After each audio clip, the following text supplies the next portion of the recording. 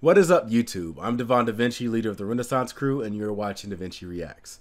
I was finally able to get up early today so I can go ahead and try to get these videos taken care of. And if I play my cards right, I might even be able to do a live stream later on tonight. I don't know, so if you do want to know if I'm going to be live streaming or not, be sure to check me out on mainly Twitter. But these are my social media platforms if you want to go ahead and follow me there. Like I said, on Twitter, I will usually let you guys know ahead of time. So follow me on Twitter specifically. You can also follow me on Instagram if you want to go ahead and give me a follow there. And I will be notifying you of whether or not I will be doing a live stream tonight. So be sure to check me out on Twitter and, be on the lookout for that notification. But anyway, humans have broken the meta, or the game, I guess. This is a video done by TierZoo. Now, TierZoo is a channel that has gotten a lot of attention in a very short amount of time.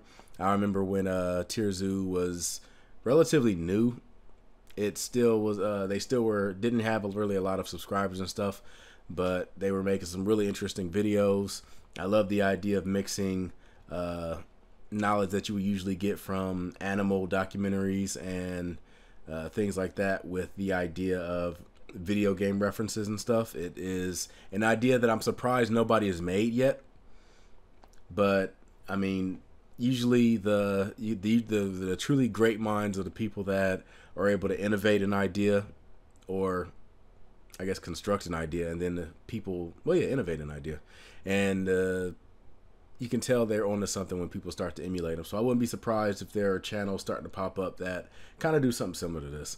But anyway, let's go ahead and jump into this and see how humans have broken the game. I have my own ideas, but we can go ahead and see what they think. This video was made in partnership with CuriosityStream.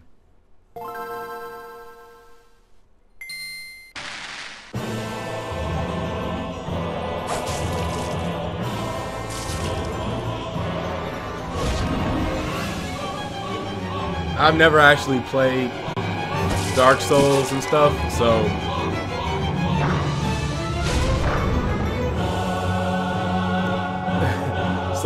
well, at some point I might, you never know, but I don't know the pain of going through a boss fight in Dark Souls. I haven't been experienced to that yet. Humans are the current #1 build in the meta, but they haven't always reigned supreme. In fact, at first they were one of the least powerful builds in the meta, and it took several buffs, refinements, and tweaks before the human became even remotely threatening within its home server of Africa. So today, we're going to break down all the different variations of the human build throughout the history of Outside and discuss their unique traits, stats, and abilities, with the hope of demonstrating why some of these skill tree choices worked, while others couldn't compete. The first players to unlock the human class were a group of African primate mains that switched from the knuckle-walking quadrupedal build to a bipedal one. It's important to note that at this point, they hadn't sacrificed their arboreal mobility about this and relied heavily on their ability to climb to escape danger. The top tiers at the time were all large terrestrial mammal builds far too strong for Australopithecus to challenge them, so their only option was to avoid them. It might seem counterintuitive to switch to a bipedal build when your playstyle is centered around the arboreal zone, but the reason this was so crucial was because it freed up their hands to be able to carry items back to their tree. This was the first step towards refining the cooperative, loot-sharing playstyle that have made humans so dominant in the current meta. Now, you might be surprised to learn that the devs have nerfed humans in the past. The tree-dwelling strategy was seen as a cheap way to avoid dealing with other players, and so the devs decided to reduce the number and size of trees in the Africa server. This forced humans to ditch their arboreal strategy and spec into ground-based abilities. And for a while, humans got absolutely bodied by other players. Even with the ability to use items and create tools, the other builds in the region, like saber-tooths and giant hyenas, were far too strong for humans to deal with. They had to rely solely on the thieving skill to get by, but this disadvantage was slightly mitigated by their newfound ability to crack bone using tools, letting them scavenge for marrow after big cats had finished with a kill. Once humanity had scraped together enough evolution points by scavenging, they finally got to level up some of their stats and give themselves the ability to survive by hunting rather than scavenging. They spec'd into longer legs and less body hair, allowing them to finally unlock one of the human's most powerful signature abilities, sweating. Sweating allows the player to recharge their stamina even while moving, whereas other builds are forced to stop and use the pant ability to recharge stamina. They could justify putting all of their evolution points into mobility rather than power, because by this point they'd also leveled up their crafting enough to make spears, the staple best in slot two-handed weapon until the invention of gunpowder. A sustainable source of meat is worth a lot more XP than fruit or scavenged marrow. Now, what exactly would you consider to be a more effective weapon between a spear and a sword? I guess usually whenever I play like RTSs and stuff, they always have like a rock, paper, scissors aspect to those weapons. Like swords are usually best when it comes to one-on-one fighting with other pretty much with other people with swords as well as people with spears. And spears are usually better for people that are on some type of cavalry unit, so horses, things like that. Then horses are usually good, or cavalry units usually good against people with swords. So like I said, it's like a rock, paper, scissors thing. And personally, I think that swords are better. But then again, like I said, it depends on what you're looking for. XP than fruit or scavenged marrow. So much so that this let humans finally start leveling up their intelligence to a truly staggering level, promoting both cooperation and innovation. But once again, nerfs were on the way. Just before the Ice Age balance patch hit, a faction of the human player base migrated servers, establishing themselves in the Europe server. Most of the others stayed in Africa. The Ice Age patch hit, and it led to two very different changes in the two servers that the humans were playing on. In Europe, as you probably expect, the overworld temperature dropped and ice damage became a threat. The humans, as well as most of the other top players there, spec'd into bulkier builds that could survive the cold better. In short, the update didn't really affect them too badly. This group became known as the Neanderthal faction. The humans that remained in Africa, now known as the Sapiens faction, faced a much worse update. Ironically, during the Ice Age, Africa got hotter and drier. The large herbivores humans had such a good matchup against all left, and the human player base in Africa was reduced to the brink of extinction, with player counts below 10,000. They survived by leveling up their fishing skill, scavenging for shellfish and other low XP sources, as they too made their escape from Africa. When they finally escaped Africa, they were finally back in a server that they could thrive in, but they had competition. Neanderthals had the highest stats of any human build in history. They had bigger brains, more girthy bodies, stronger muscles, just undeniably a more viable build compared to Sapiens. So by this point I'm guessing you're wondering, well, if Neanderthals were more powerful, why is it that eventually the Neanderthals lost the faction war to the Sapiens? It turns out that their physical superiority was actually their downfall. Neanderthals and Sapiens had a very different hunting strategy when it comes to taking down large herbivores. Neanderthals had the strength to defeat them with melee combat, and had the defense and HP to be able to take a hit or two, even from some of the Ice Age's strongest herbivore builds. They were also fast enough to be able to close the distance between themselves and their targets. This all sounds awesome, but there's one key detail in this plan that you might have noticed. Since Neanderthals were fit enough to take on these herbivores face to face, they didn't have to invent ranged weapons. Sapiens, on the other hand, would get one shot if they tried to take on behemoths like mammoths or woolly rhinos in close combat. Thankfully, even though their brains weren't as big as Neanderthals, it was still more than enough for them to be able to use the aforementioned crafting skill to create the first ranged weapon, the atlatl. Atlatls are a relatively simple yet effective item that allows the user to launch spears over twice as far. This was critical for the survival of Sapiens, as it allowed them to match the DPS of the Neanderthal, but also stay out of range of a potentially devastating counterattack. Sapiens also tended to have bigger party sizes. Neanderthals were less social and tended to stick to small, tight-knit groups, while Sapiens formed much larger communities that could control much larger territories. Eventually, even though Neanderthals were the better fighters, they were the ones failing to find enough XP to survive. And this is where their physical might became a huge detriment. The bigger you are, the more energy you need to survive. And so the Neanderthals' strong, powerful bodies eventually became unsustainable. Now that's the part that I've actually heard of. They said that Neanderthals were bigger and stronger and things like that, but of course, if you're bigger and stronger, that means you also have to eat more food to be able to maintain that size. And during harsh times, when it comes to like trying to find resources and stuff, the usually the species that tend to be smaller and can manage the most with less tend to be the ones that thrive, and the ones that need like the most as far as like food and stuff tend to be the ones that die out. That's the reason why when it comes to dinosaurs, like the smaller theropods tend to be the ones that made it through the dinosaur extinction event and turned into birds and stuff, whereas like some of the bigger sauropods and stuff like that are no longer around because they weren't able to maintain their lives. So I mean, that whole strategy has pretty much proven itself throughout time. And also, just a quick thing, I know Neanderthals mainly went to Europe and stuff like that, and I believe I've heard that they said that usually when it comes to like Neanderthal DNA, it's usually only found in like white people. Like you don't really see it or anything like that in people of color too much.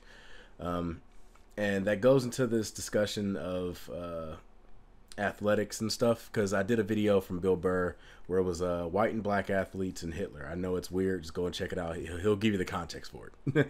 And in it they talk about like black people dominating in sports and stuff, but the thing is that's not necessarily true, because even though we do tend to dominate when it comes to sports involving athletics, whether it's like running or jumping and things like that, we don't really dominate as much when it comes to strength events. So when it comes to like powerlifting, weightlifting, for a long time it was actually bodybuilding as well, but recently the more acclaimed bodybuilders have been black. But like I said, when it comes to strength and like just physical, I don't even know the word for it, but to be able to physically impose yourself onto something, usually it tend to be the white athletes that tend to excel in those areas. So it's not that black people dominate everything, it's that we tend to dominate the more popular sports, I guess. There are plenty of sports out there that white people still do dominate. And you can throw swimming in there too. I'm not sure. It could be all kinds of context for why the swimming is an exception as well, but swimming is another one too. Most of them were defeated in combat or starved, although a few did end up actually switching factions and joining with the Sapiens. But finally, after defeating their most dangerous opponent, humans were free to dominate the game as the new top tiers.